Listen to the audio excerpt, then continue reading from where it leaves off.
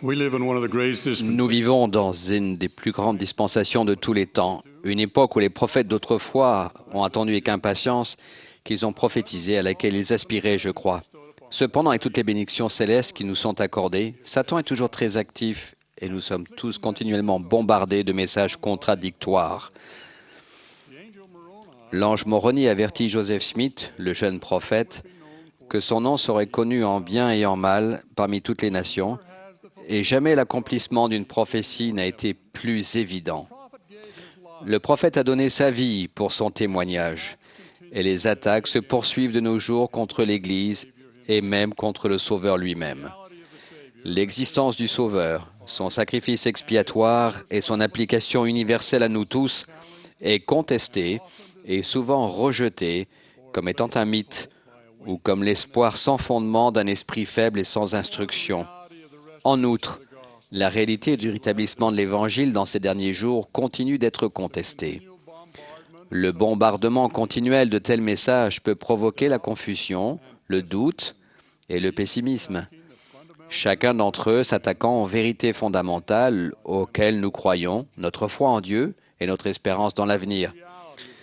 Cela peut être la réalité de notre monde, mais nous pouvons encore choisir la manière dont nous y réagissons. Lorsque notre doctrine et nos croyances sacrées sont mises en doute, c'est pour nous l'occasion d'apprendre à connaître Dieu de manière plus personnelle et plus intime. C'est pour nous l'occasion de choisir. À cause des conflits et des difficultés que nous rencontrons dans le monde d'aujourd'hui, je souhaiterais proposer un choix unique, un choix de paix et de protection, un choix qui convient à tous. Ce choix, c'est la foi. Soyez conscients de ce que la foi n'est pas un don gratuit offert sans nécessité de réflexion, de désir ou d'effort. Elle ne parvient pas comme la rosée tombée du ciel. Le Sauveur a dit « Venez à moi et frappez et l'on vous ouvrira ». Ce sont des verbes d'action.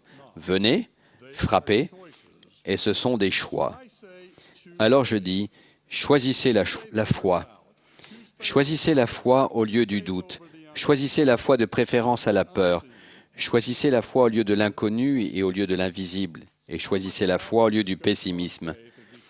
L'exposé classique d'Alma sur la foi, qui se trouve au chapitre 32 d'Alma dans le livre de Mormon, présente une série de choix qui garantissent le développement et la préservation de notre foi. Il nous invite à choisir. Alma emploie des mots d'action résultant d'un choix. Il utilise les mots s'éveiller, donner de l'essor, faire l'expérience de, faire preuve de, désirer, agir et planter.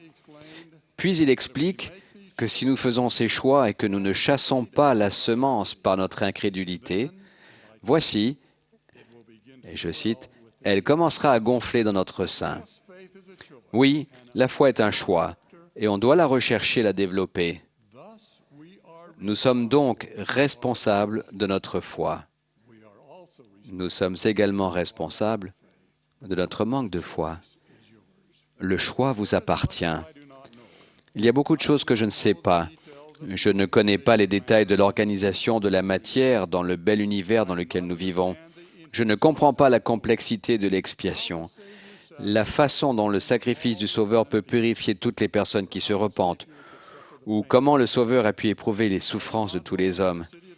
Je ne sais pas où se trouvait la ville de Zarahemla, mentionnée dans le livre de Mormon. Je ne sais pas pourquoi mes croyances sont quelquefois en conflit avec les connaissances scientifiques ou profanes présumées. Ce sont peut-être ces questions que notre Père Céleste a décrites comme étant les mystères du royaume des cieux qui seront révélés à une date ultérieure. Mais si je ne sais pas tout, je sais ce qui est important. Je connais les vérités claires et simples de l'Évangile qui mènent au salut et à l'exaltation. Je sais que le Sauveur a véritablement éprouvé les souffrances de tous les hommes et que toutes les personnes qui se repentent peuvent être purifiées du péché. Et ce que je ne sais pas ou ce que je ne comprends pas complètement, avec l'aide puissante de ma foi, j'en comble le fossé et je vais de l'avant en bénéficiant des promesses et des bénédictions de l'Évangile. Et puis, comme l'enseigne Alma, notre foi nous conduit à une connaissance parfaite, à aller de l'avant dans l'inconnu, armés seulement de l'espérance et du désir, est la preuve de notre foi et de notre dévotion envers le Seigneur. Et donc, conformément à la formule d'Alma, choisissons la foi.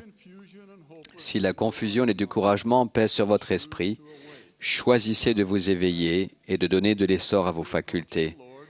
S'approcher humblement du Seigneur, le cœur brisé, l'esprit contrit, est la voie vers la vérité, et le chemin du Seigneur vers la lumière, la connaissance et la paix. Si votre témoignage est immature, n'a pas été mis à l'épreuve et est mal affermi, choisissez de faire preuve d'un tout petit peu de foi, choisissez de faire l'expérience des paroles du Christ. Le Sauveur a expliqué, « Si quelqu'un veut faire sa volonté, il connaîtra si ma doctrine est de Dieu ou si je parle de mon chef. » Quand la logique, la raison ou l'intelligence personnelle entrent en conflit avec les enseignements et la doctrine sacrée, ou que des messages contradictoires assaillent vos croyances comme les traits enflammés décrits par l'apôtre Paul, choisissez de ne pas chasser la semence hors de votre cœur par votre incrédulité. Souvenez-vous, nous ne recevons de témoignages qu'après la mise à l'épreuve de notre foi. Si votre foi est éprouvée et a atteint sa maturité, choisissez de la nourrir avec grand soin. Aussi forte que soit notre foi, avec tous les messages contradictoires qui l'attaquent, elle peut aussi devenir très fragile. Elle a besoin d'une nourriture constante par l'étude des Écritures, la prière et la mise en pratique de la parole. Lorsque les disciples demandent à Jésus pourquoi ils ne peuvent pas chasser un démon alors qu'ils viennent de voir le Sauveur le faire, Jésus leur répond, « Si vous aviez de la foi comme un grain de sénévé, vous diriez à cette montagne, « Transporte-toi d'ici là », et elle se transporterait. Je n'ai jamais assisté au déplacement d'une montagne réelle. Mais grâce à la foi, j'ai vu déplacer une montagne de doute et de désespoir et la remplacer par l'espérance et l'optimisme. Grâce à la foi, j'ai été personnellement témoin et j'ai vu remplacer une montagne de péché par le repentir et le pardon. Et grâce à la foi, j'ai personnellement vu remplacer une montagne de douleur par la paix, l'espérance et la gratitude. Oui, j'ai vu déplacer des montagnes. Grâce à ma foi, j'ai activé le pouvoir de la prêtrise que je détiens et j'ai connu la douceur de l'Évangile et j'ai fait mienne les ordonnances salvatrices.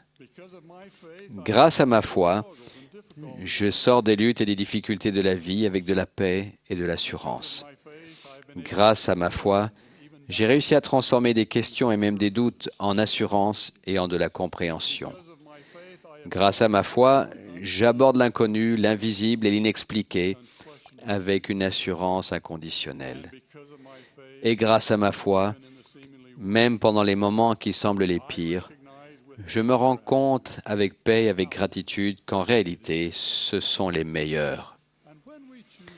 Et quand nous choisissons la foi et puis nourrissons cette foi jusqu'à avoir la connaissance parfaite des choses du Seigneur, nous utilisons alors les mots « je rends témoignage » ou « je sais ».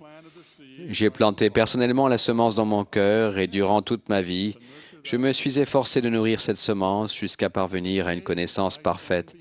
Et aujourd'hui que je me tiens à cette chair, je rends témoignage que Jésus est le Christ, le Rédempteur du monde. Je rends témoignage en outre que Joseph Smith était un prophète de Dieu et l'instrument vivant dont le Seigneur s'est servi pour ramener sur la terre l'Évangile complet et véritable de Jésus-Christ. Je rends témoignage que le président Monson est le prophète du Seigneur aujourd'hui. De même, c'est à vous de choisir la foi. Choisissons la foi. Au saint nom de Jésus-Christ. Amen.